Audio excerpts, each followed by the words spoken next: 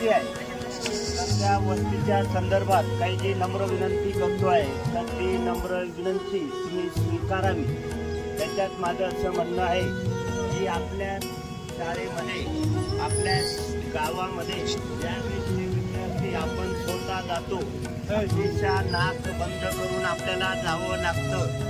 आता ही जी समस्या, ही समस्या अशी आहे की आरोग्याचा प्रश्न हा भेडसावत आहे.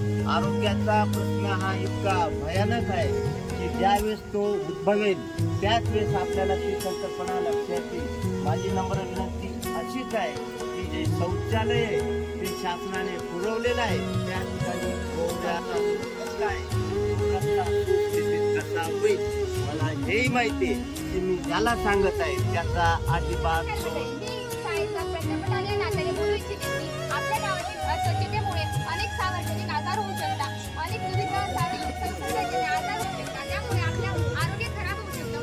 त्यावर स्वच्छता बसू नये, सार्वजनिक शौचालयाचा वापर करावा ही सगळ्यांना नम्र विनंती.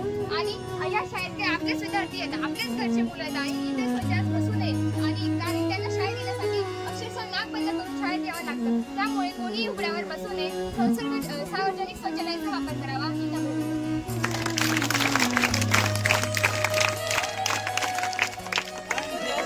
काय स्वच्छता आम्ही गावच्या आम्ही सांगितलं आम्हाला.